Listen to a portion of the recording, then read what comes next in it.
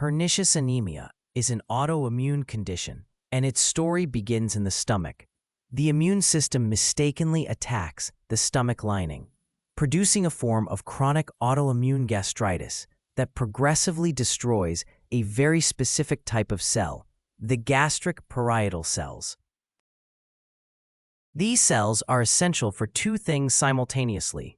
They secrete hydrochloric acid, and they produce a protein called gastric intrinsic factor. Intrinsic factor is not optional. It is absolutely required for vitamin B12 to be absorbed in the terminal ileum, the last segment of the small intestine. Without intrinsic factor, no matter how much B12 a person consumes in their diet, essentially none of it can enter the body. The absorption machinery is simply broken. The B12 deficiency that follows disrupts DNA replication in all rapidly dividing cells, but it hits red cell precursors particularly hard. The diagnostic picture that results is rich and distinctive. Patients develop pancytopenia, meaning all three major blood cell lines are reduced simultaneously: red cells, white cells, and platelets. On the blood smear, you see oval-shaped macrocytes, abnormally large and oval red cells rather than the normal round, biconcave disc shape.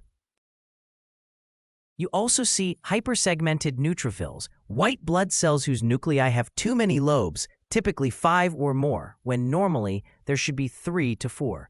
And if you examine the bone marrow, you find megaloblastic hyperplasia, an accumulation of abnormally enlarged, immature red cell precursors that are stuck in the process of division because they cannot complete DNA replication.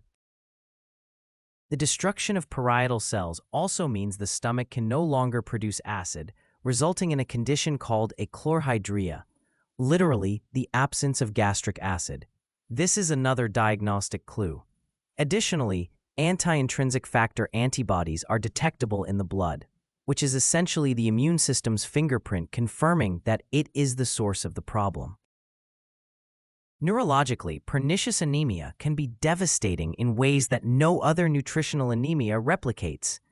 B12 is essential for maintaining the myelin sheaths that surround and protect nerve fibers, particularly those running in the posterior columns and lateral columns of the spinal cord. When myelin breaks down in these tracts due to prolonged B12 deficiency, the result is a syndrome called subacute combined degeneration of the spinal cord.